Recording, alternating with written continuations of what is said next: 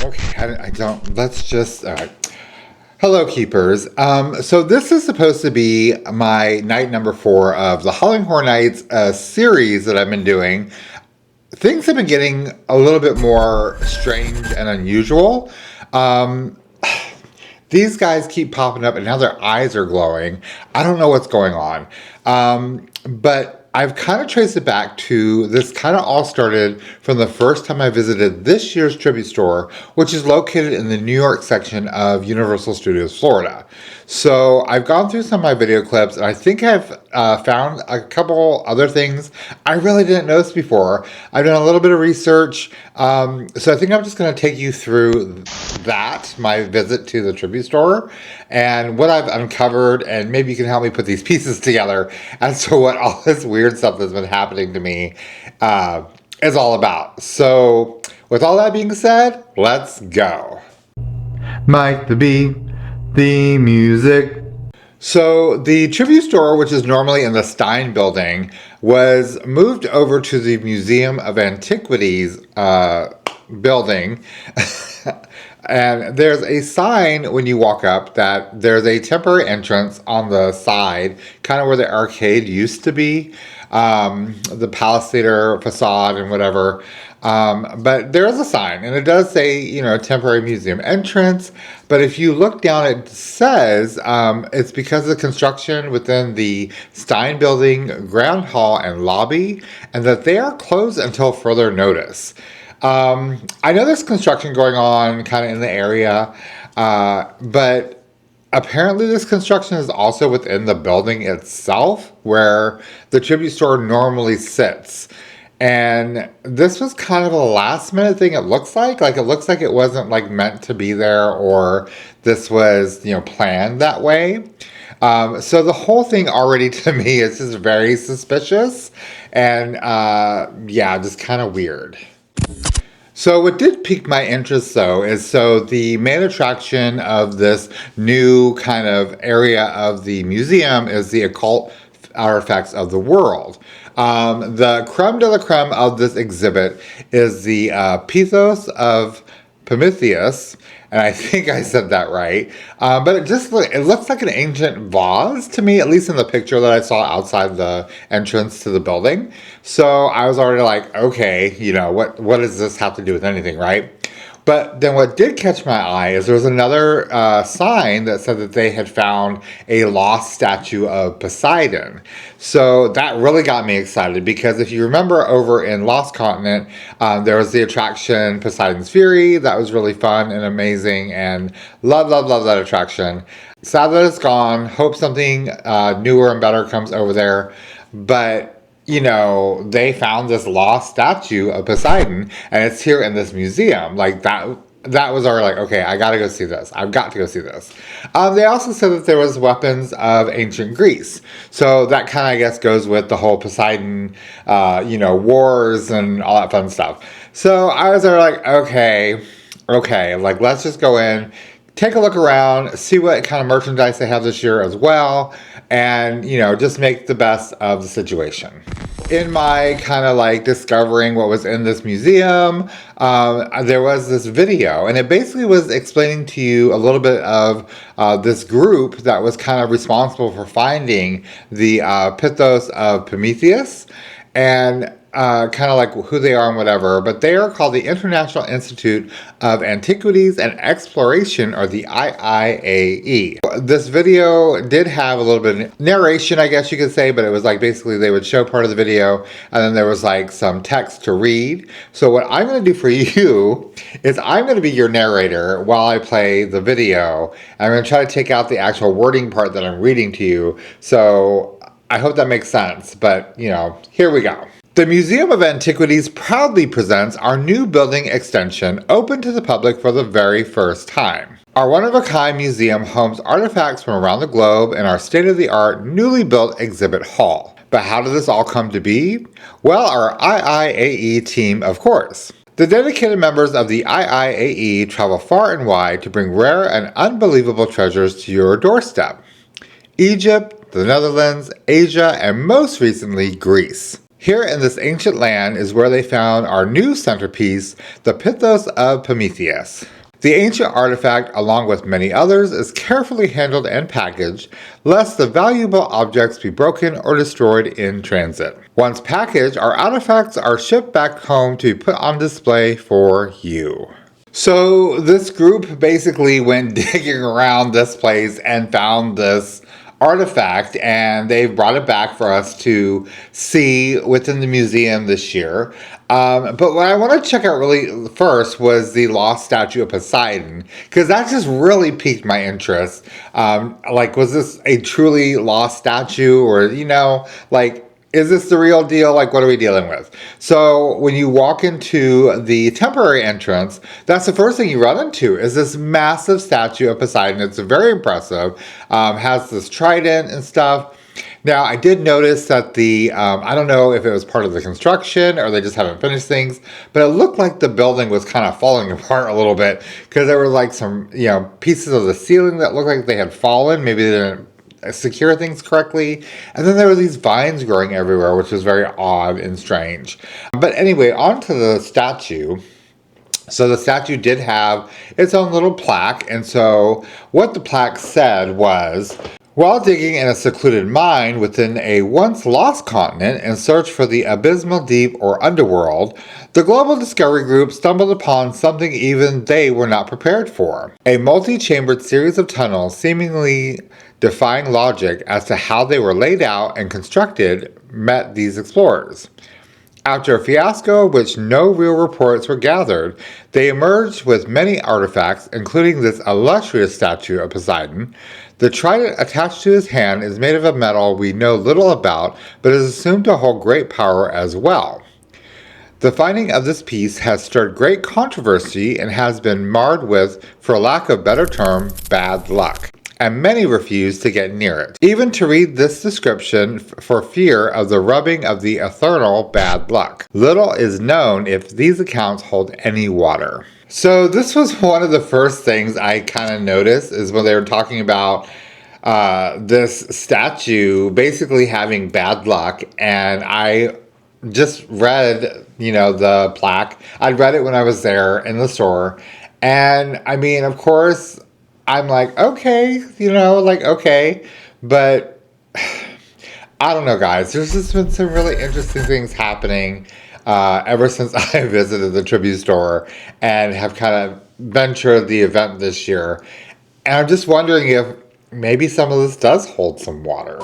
Well, so I decided to continue anyway. I did go in and take a gander at some of the merchandise this year. And if you had been to the tribute store, you noticed that some of the merchandise did change. There were some things that were super, super popular and they went really fast and you couldn't get them anymore. And there was some merchandise that stuck around literally through the end of the of the event in the tribute store. What I also noticed is dispersed amongst a lot of the merchandise, there's all this beautiful artwork. A lot of it was hung really high up, kind of in the ceiling, but it was just beautiful. Like if you stood back and you really looked at it, you could really see the artistry and care that went into making these pieces. One of the interesting things I did kind of notice is, so on the wall, there was like a little directory for all these different pieces of art. But some of the squares that said that there was supposed to be a piece of art there and gave you the description of what it was, they were not there. Some of them didn't even have a space for it. I'm just like wondering, like, what happened to this artwork? Like, where did it go? Why is there a space for it on the wall if there's no space for it on the wall? Or if it's just not there? Like, what? It didn't make any sense to me, because I'm like, I've been to art galleries and stuff before, and they have situations like that if there's like a lot of pieces and they're from afar or something. So I just found that to be very interesting and weird because these pieces, they were just missing, like they weren't there. Of course, there were some famous kind of like HHN icons. Little Boo had his own little portrait, which I thought was really cool. And then, of course, there's some of the other like IPs that were represented. And then there was just some other just really good pieces of art. If you got to check this out, if you visited the tribute store during this season. Continuing in the room where the artwork was some really beautiful stained glass work. Again, it was quite high up in the ceiling, but it was really, really pretty. Of course, they had some other artifacts kind of sitting around as well. But what I wanted to point out was at the very end of the kind of exhibit hall was this big piece done, and it was basically a tribute to the tribute store. So for those who don't know, this is the 10th year for the Tribute Store. And so this is like the homage to that. So within the stained glass, there was like all the years that the Tribute Store has been, there. There are some icon pieces put into the stained glass. If you know what they are, you recognize them. But it's just a really pretty piece. They did actually sell an ornament, and it was a recreation of that stained glass piece that you could take home. So naturally, I had to grab one for myself. I don't know what I'm gonna do with it. I'm gonna put it on display somewhere, probably on the wall or something. I don't know. I haven't figured that out yet. But it was really, really nice. It was really, really pretty. I got one. I hope you got one if you wanted one. But it was a really nice tribute to the Tribute Store. So, of course, within the museum, they were talking about like the ancient Greece stuff. So there was a lot of kind of skeletons in this room. Looked like they had been to war or through battle. And they looked like they were actually pretty well preserved, especially if they were supposed to be from the ancient Greece times. So that was kind of interesting to see. And they had quite a few of those. Some in cases, some kind of up in the rafters near the artwork and stained glass and that sort of thing. So that was a little weird, how they decided to place some of those pieces. I did notice, though, also in the middle of all this wonderful artwork and skeletons, there was a giant dinosaur skull.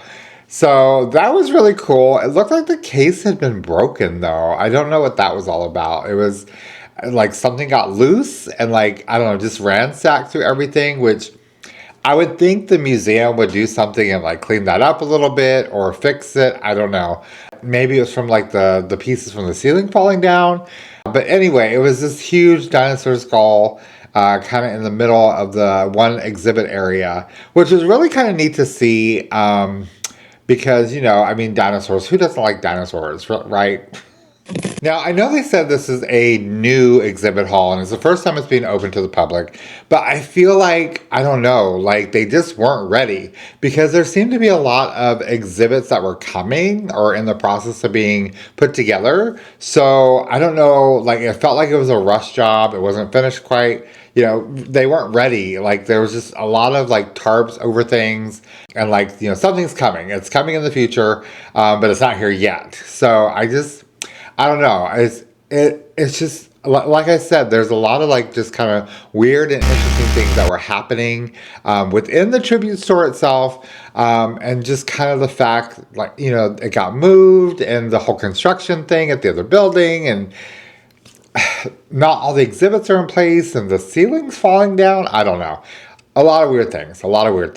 So there was something I found that I don't know if I'm allowed to talk about this, but there was a staff memo that I did see, and because it was just laying on the side, I decided to read it. But basically, this memo said that the museum was going to be on guarded lockdown during non-business hours, basically because there was protesters that believed the new collection pieces to be cursed and one of them removed or broken. So this to me is a serious threat, a very serious threat. If you have this group of people that believe so dearly that your stuff is cursed and they want it destroyed, basically, maybe you shouldn't display it for public. Maybe there's a level of risk that you're taking, because it has a lore that comes with it anyway. And now you have a group of people that you have to put your residence, your place of business on lockdown, guarded lockdown because of this threat. Again, more and more stuff.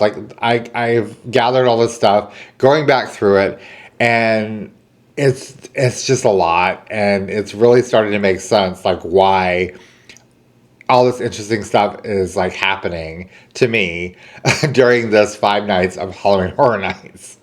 I don't know if anybody else noticed, but so the museum staff was talking about that they got an artifact known as a cursed chair. I really didn't hear a whole lot of their conversation, not that I was eavesdropping or anything like that, but yeah, this chair they got was known to be cursed, and that they said it kept moving. So I was looking at some merchandise within one of the exhibit halls, and I noticed this chair, and it was on top of like one of the shelving units. It was looked like it had just been thrown up on the top of the shelving unit, like it wasn't displayed like like in a museum. There's usually like a nice display, a case, or I don't know, just some sort of arrangement to like look like a display. This looked like it literally had been thrown on top of this bookcase shelving unit thing.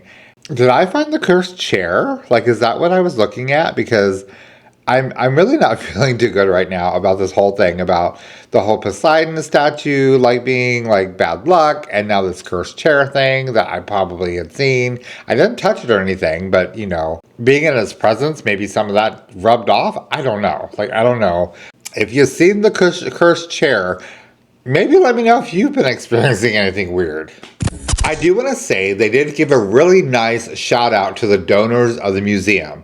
There's a plaque on this one wall above the museum directory, and it listed all the donors and just like was basically thanking them for their donating to this museum, because these places need the donations. They need the people, to come and visit and to show up and show that it is needed, it's appreciated, and to keep these things going, because places like this they're needed. They're a necessity. They're amazing. It's part of exploration. It's part of wonder. And it's part of shopping because it is a tribute store. So it was really neat to see this nice little shout out to the donors of this museum. All right, on to more weird things. So there was a case and it had some like idols in it, and I didn't get a chance to read the description that was on this case. But I did overhear another museum staff member talking about them, and she said that there were 6 idols. Now in this case, there were 5. Well, 4.5, because one was broken. So I don't know what that was all about. So I don't know if they consider that a part of an idol or whatever. But anyway, she said there were 6. There were only 5 idols. 4.5, 5 idols in this case. So where's the 6th idol? Like, what was happening with that? And like, did it disappear? Do they know they're missing one? Did they not find it yet? Maybe I should have read the description. I didn't read the description. Maybe it told me. And apparently these things glow. That was the other thing. They said they glow. How do these things glow? They look like they're made from stone. One of the collections in the museum that most people know and love was the Stein collection.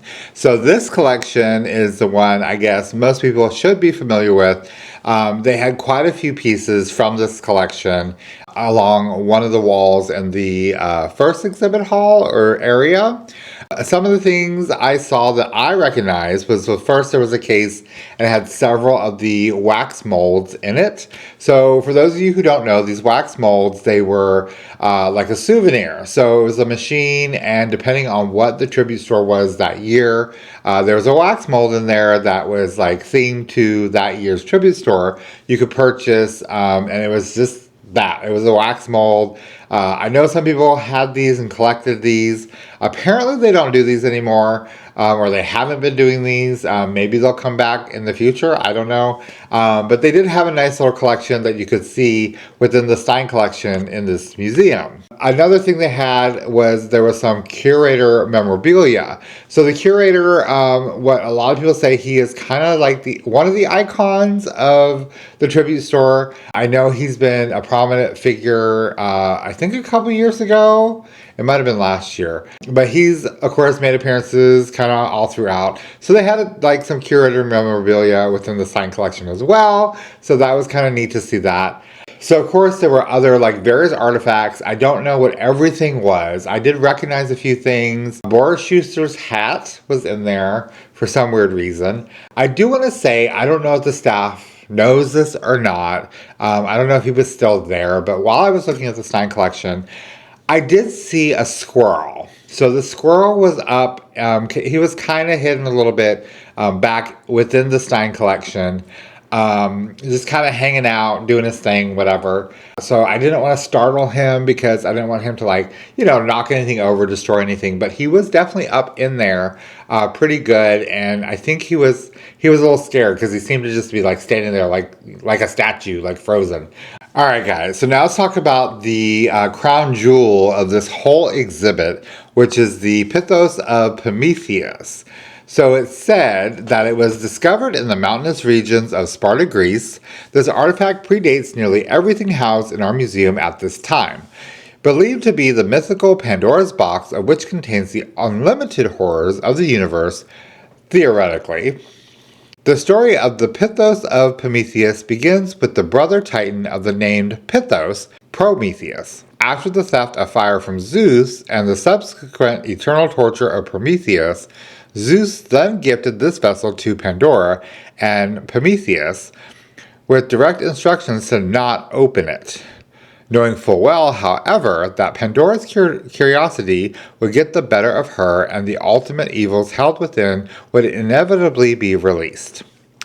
This piece ultimately contains hope, and it has, in old mythology, already been opened. Some scholars believe, however, that it may have been lidded too quickly and still some evil remains.